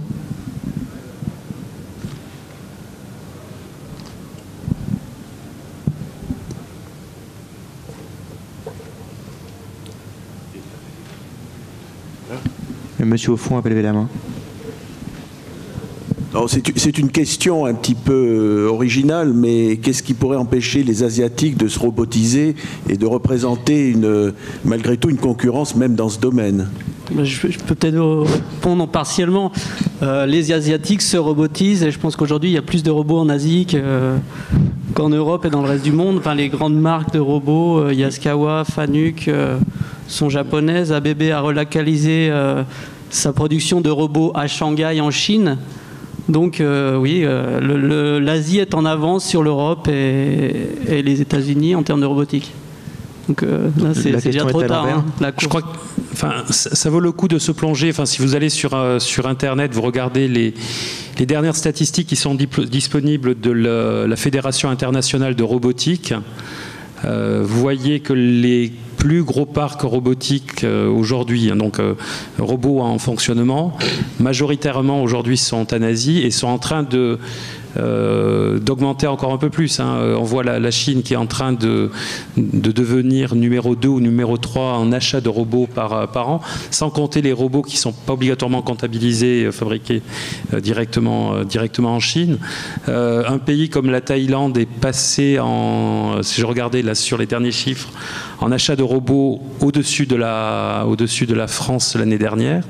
Donc les choses changent, oui. Je pense qu'on peut pas l'interdire. Je veux dire, c'est une course générale. Alors, j'allais dire, peut-être l'avantage que l'on a de notre retard en France, c'est de pouvoir passer tout de suite à de la robotique ou 2.0 ou 3.0 parce que, Vincent l'a dit aussi, on a un parc de robots qui aujourd'hui est plus vieux que le parc moyen au niveau mondial. Hein. Mondial, ça va être autour de 7 ans, je crois, la moyenne d'âge, et nous, on doit être à 12 ans, c'est quelque chose comme ça, non? Donc là, en fait, je crois qu'il faut toujours regarder nos faiblesses et voir comment on peut les transformer en avantage concurrentiel. Mais bon, derrière, c'est vrai, on peut aussi se dire que, voilà, ils vont vite les Asiatiques. Hein. Ils vont vite, il faut essayer d'aller un peu plus vite ou de faire des choses différemment. J'ai vu une main levée devant. C'est vous, monsieur, on va prendre donc cette dernière question. Oui, c'est juste la dernière question, parce que je vois que c'est toute une histoire pratique et financière et tout ça. Et je me demande souvent, parce que je crois que c'est un point fort de France, où il est l'artiste là-dedans.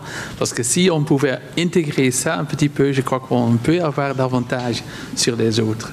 Alors, et ça, c'est souvent dans une table ronde, je comprends, c'est surtout une idée technique, mais quand je vois dernièrement aussi, comme les artistes, ils ont intégré le robot et développé quelque chose, ça devient beaucoup plus humain et un point de vue très souvent avancé parce qu'ils ont moins de barrières. Ils ont moins de restrictions financières là-dedans. Ça manque un petit peu. Je vais répondre juste en disant que c'est finalement une très bonne fin pour cette séance de questions. Il faut savoir qu'il y a effectivement des réflexions sur la convergence art-sciences qui sont assez fécondes, qui sont menées ici et là. Je ne vais pas faire de mention spécifique pour un lieu ou un autre, mais effectivement, ce sont des dynamiques qui sont mises en place, puis qui produisent des résultats intéressants. Par exemple, les différents capteurs de position, de mouvement et tout qu'on a dans nos smartphones aujourd'hui sont en grande partie nés de ce type de réflexion. Je vous passe au détail de l'histoire, mais c'est effectivement le cas. Voilà, écoutez, il me reste maintenant à remercier tous les participants à la table ronde pour leur participation, à vous remercier donc de votre attention. Et